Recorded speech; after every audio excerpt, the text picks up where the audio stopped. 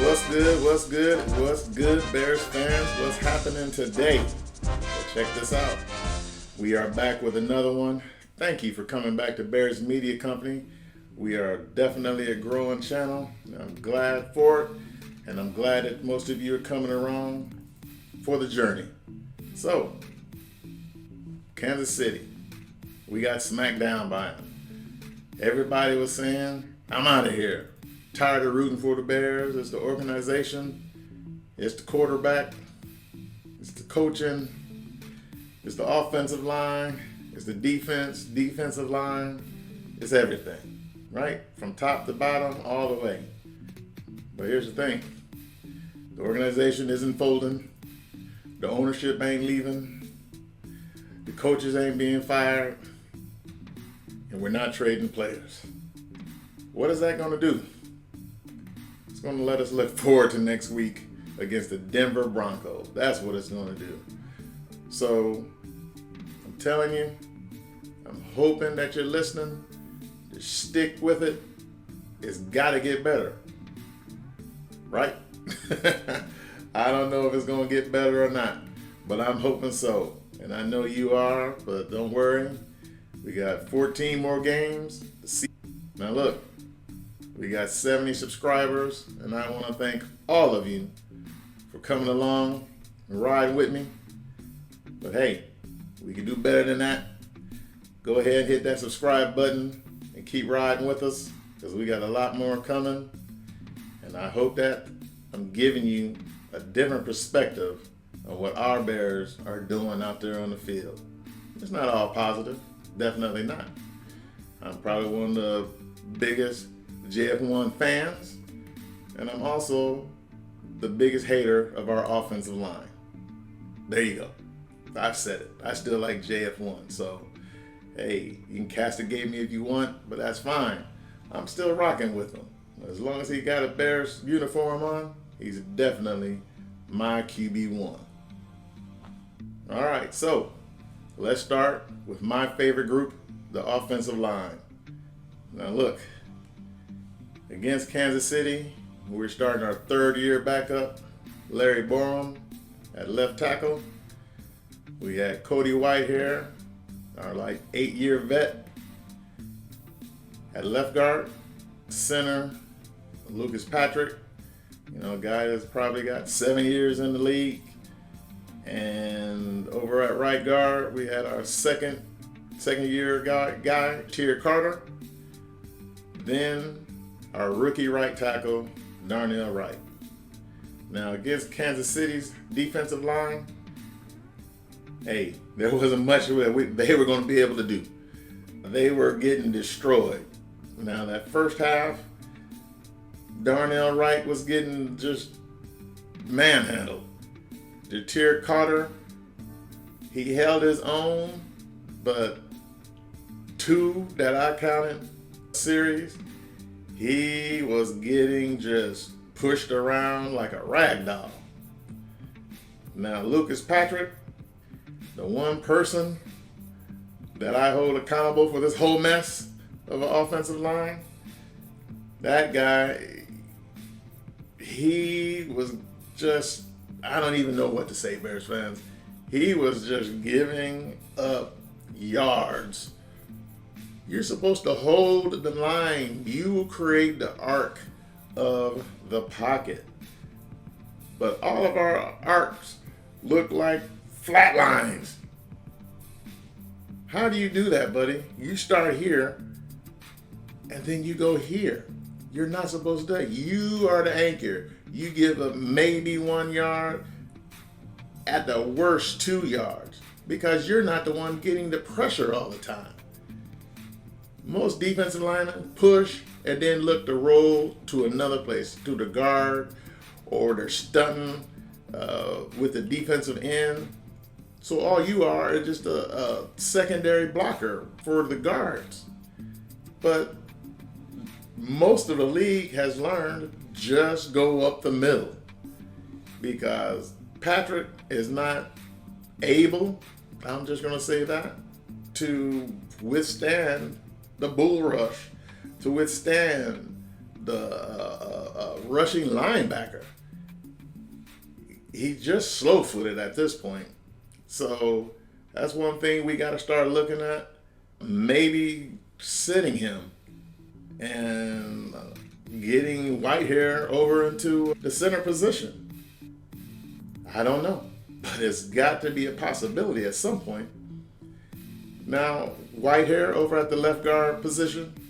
Now, he looked decent at times, and at other times, he looks like he's lost out there.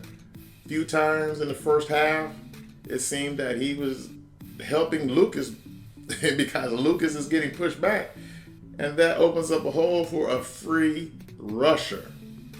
You can't have that. You need to be looking around and saying, no one is getting past me. No one. But he seems to just be in overcorrection mode. I need the help. That's his whole thing. That's what I believe that he's thinking. I need to help someone. I don't know, Bears fans. Those two, the center and the left guard, seem to be our biggest worry right now to me. And I don't see no help for the next, 2 weeks when Tevin Jenkins comes back. And hopefully he's 100%. And then 100%, not 95%. He could go. He passed the little physical, whatever, to get back out there on the field. No, 100%. Because we're going to need him for the rest of the season. He was our best offensive lineman last year. We need him. And we need him for the remaining 14 games of this season. So, Tev Jenkins, I'm looking at you. I'm praying for you. We need you, buddy. We need you now at 100%. Please. You know, it's something else that, the health of our offensive line is dependent, on the success for the whole offense. And right now, we do not have it. Not at all. So, with that, we're going to move over to Larry Borum, who was at left tackle. Now, he's a backup for a reason. But honestly, he did not play bad. He held his own. I don't recall at any point saying, Borum, what are you doing? I can't remember saying that. So obviously, and I didn't hear his name called, by any of the announcers during any of this. So as an offensive lineman, you don't want to have your name called. Absolutely not. You want to be in the shadows. You want to do your job. You want to do it well. And you want to provide that protection for your QB. You want to provide the blocking for the run game. That's all you have to do on that offensive line. And yes, I know, I never played offensive line. Those boys are as big as a house. So, I know it's a tough job. And I know I'm getting on the offensive line, but to me, the offensive line is what's holding us back. Hey, I just got to be honest from my take. This is my opinion. And I'm sure some of you still want to just say, it's just a quarterback. And that's fine. He done some things good in the game against Kansas City, and he did some things not so well. Now, I'm going to get to him. I'm going to continue on here with our offensive line. Now, Larry Borum, like I said, held his own for the most part. Didn't receive a whole lot of help on that side, even though we ran a lot of plays with Cole Kmet off that side. I just think that he played very well. I have to give it to him. I can't say nothing too bad about him, So, Bears fans, we need help on the offensive line, and I do believe that when Tevin Jenkins comes back, that's going to start to getting us back to being a very solid offense. Now, we're not going to have them against Denver, that's for sure. At least that's what I'm hearing so far. So we just have to wait on that. And I believe once he comes back, Then we're going to move Whitehair back to center. And, he plays the center position pretty good. Doesn't get pushed back as much. I'm hoping. I am definitely hoping. So, in time, we also, don't let me forget, Nate Davis. Out for personal reasons again this past week against Kansas City. So, hopefully we get this line together 100%. And let's not forget my guy, Braxton Jones. He's out for another 3 weeks. I missed Kansas City game. He's going to miss this Denver game, so 2 more weeks. Now, as I've said before, Braxton has been a penalty machine so far this year. Hopefully, he tightens that up the rest of the way once he comes back. And, the offensive line does not set the offense back 5 to 10 yards before we even get started. All right? So now let's move on to the next group. Now that next group is the wide receivers. Now I know the wide receivers haven't got a lot of flack so far this year. And well, outside of Chase Claypool, of course, that first game he was being slapped around in the media because of his loafing, not trying hard, things like that in the blocking areas. But, he looked fairly decent against Tampa. And going into this Kansas City game, I said, well, maybe he's starting his run of getting better. So let's see, what he can do. Now, Darnell Mooney, nothing. We got nothing from the Kansas City game from him. Now that is amazing because if you've been watching long enough, that's JF1's number 1 guy. They train every offseason together. So they got that repertoire. Now, some of the things that I saw Darnell doing in this game, trying to block linebackers, defensive end. Oh my. Now you know what happened to that. Now Darnell Mooney is 5'11", about 175 pounds. So going up against a linebacker of any size, a defensive end of any size is not going to look good. So I don't know why calling plays where he needs to block the spring running backs or the tight end screen, anything like that, probably isn't the greatest idea. I wouldn't do it. So that's where we stand on that one. Now, as I was saying about Chase Claypool. Now, Chase, you're in a contract year. You know that the fan base and the media has got their eye on you. So when you get the opportunity and the ball hits you in the numbers, you got to come down with it.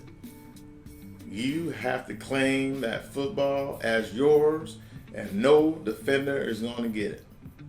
I mean, a lot of the criticism of Justin Fields, he doesn't throw the ball across the middle. Well, he threw it to Chase Claypool, hitting him right in the numbers. If it was a reception, it would have been almost, 32 yards? A 32-yard pickup? I don't know what to say, Bears fans.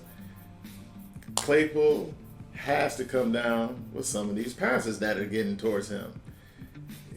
It's one thing where the ball off your fingertips, maybe it's just out of reach or it's too high, which I can't see with him, being that he's 6'4". Now, it's possible, but I just don't see it. Now, a few plays, Claypool throwing his hand up, looking to get the ball, but Justin Fields is reading the linebacker on the shallow.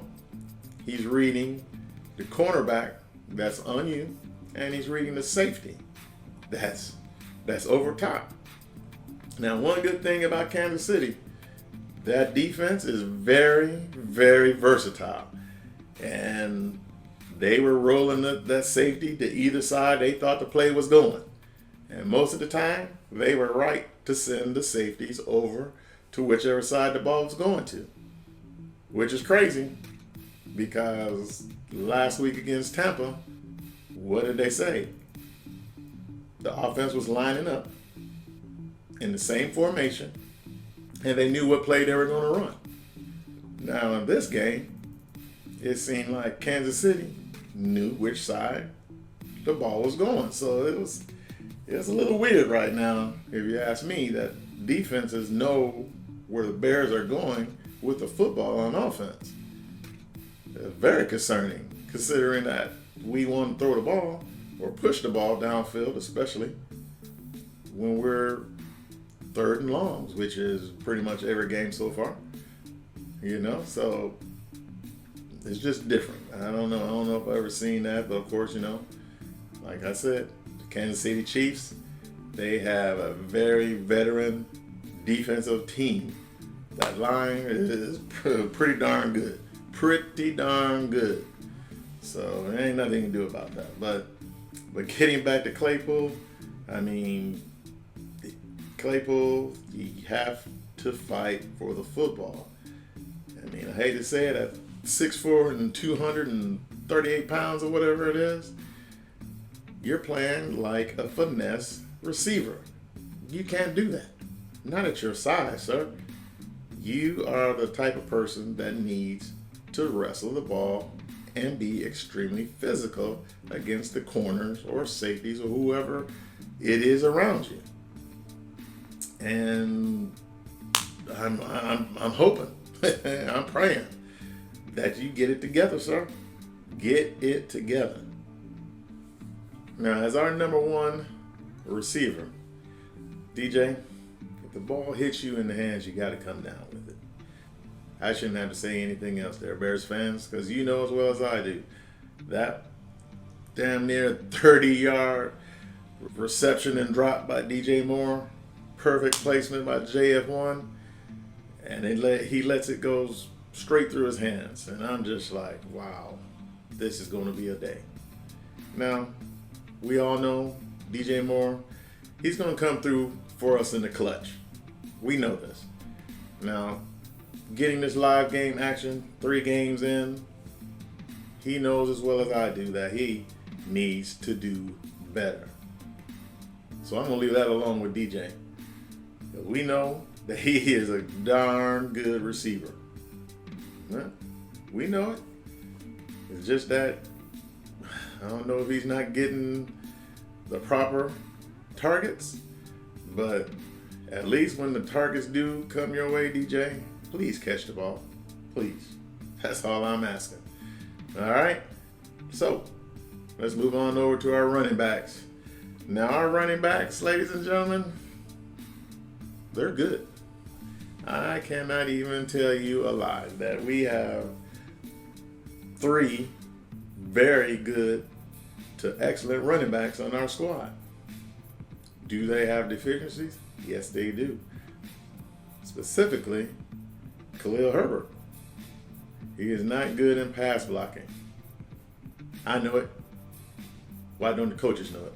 I don't know. Now, this past week, they gave Roschon Johnson, the rookie running back, they gave him plenty of opportunities to show what he can do in the run game, pass game, and for the most part, he looked good. He got blowed up one time trying to block Chris Jones, but it was to be expected. Chris Jones, that defensive tackle over there at Kansas City, is a darn good defensive tackle right there. So can't be too mad at that problem blocking against him by Roschon, but we definitely have talent on this team. It just seems that whenever we try to exploit the talent on our team, the opposing team's defense is just one step faster. There are veteran teams that we played so far on the defensive side, especially on the D-line. So I get that. Experience against inexperience. Can't do nothing about that there. Now, running the football for a total of 26 times. 26 times. And that's between Justin Fields, Khalil Herbert, and Roschon Johnson. And we averaged 4.5 yards per carry. It's pretty good when you're talking across 3 people. So, to me, our run game is the strength of this team right now. Now, do we need to pass the ball? Absolutely. But we need to run the football as often as possible. And I know doesn't fly in today's NFL, but we need one running back to run the football 18 to 20 times per game. I'm not sure who that's going to be. Now, my guy, my personal favorite, is Dante Foreman.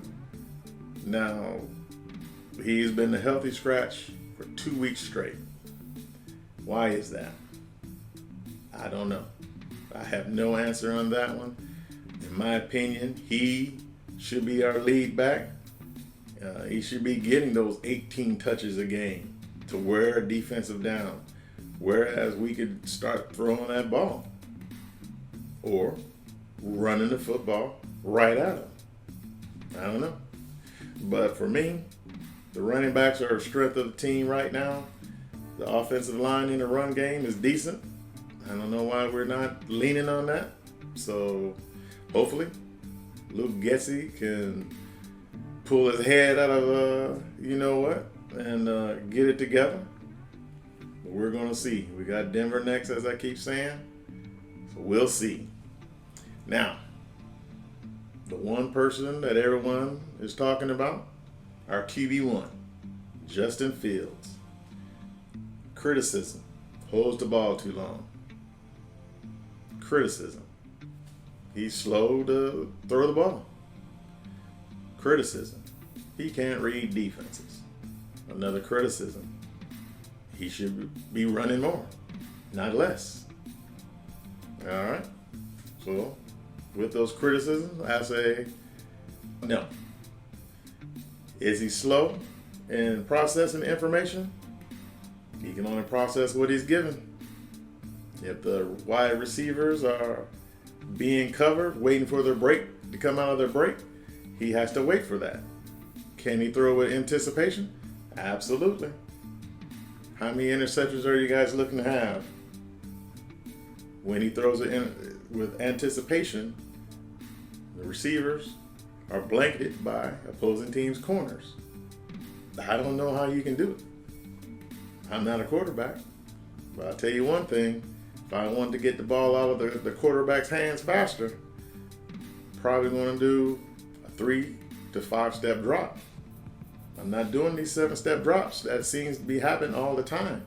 I mean, when you're in the shotgun, you're already behind the line of scrimmage by about 5 yards?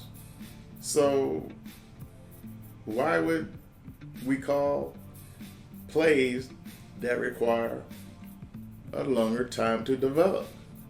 When you're in a shotgun, you're probably going to do maybe a 2 to 3 step drop, and somebody needs to be open. Otherwise, what's going to happen? The quarterback has to hit his check down, right? And for me, Justin's hitting his checks down.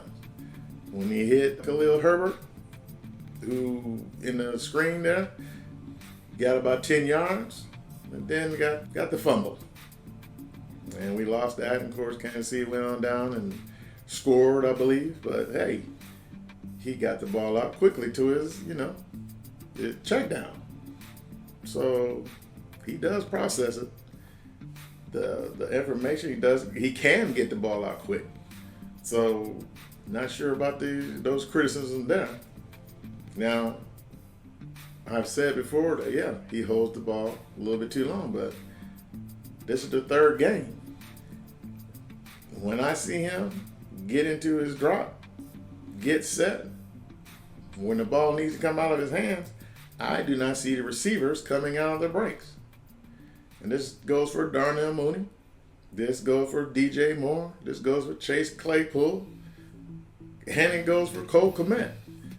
Now, Cole Kmet, our tight end, I've said it before. Hey, we need to feed that guy underneath. He should be the guy that's getting the ball underneath within 10 to 15 yards. It needs to be Cole Kmet. Big guy, sitting, behind the linebackers and before the safeties. That's a mismatch in my opinion. So why aren't we doing it? And we can get him in the middle of the field, which is another criticism of Justin Fields. He don't make plays across the middle. The pass to Claiborne hit him right in the numbers. He dropped it. I don't know. That was in the middle. Come on, people. Stick with me now. Now, I've said it before. I'm going to continue to say it. We should be running the football first. We should be getting Kmet the ball. And we should be throwing it deep to DJ Moore. You're not going to hit on everything. I know this. But the opportunities are presenting themselves. The receivers need to catch the ball. Justin should be doing 7-step drops. And we need to run the football more. That's the way I see it. But listen, Bears fans, I done held you up long enough. I done ranted and raved over these last few minutes. So listen, I think we're going to be fine. I think the time is coming. Great opportunity for the offense to really show us something against the Denver Broncos. Our defense, that's going to be another video. So stick with it. And don't forget, as always, hit that subscribe button if you haven't done so already. Also, hit the like. You know you like this content. You're a Bears fan. You like everything. So, and definitely, hit that notification bell. So when we drop something, you're the first to know. And you can get right down there in the comments and we can talk about it. Let us know, hey, I don't like this. I do like that. Give us something, because I will definitely answer your questions. So with that, Bears fans, we are out of here for today. I will see you in the next one. And as always, peace.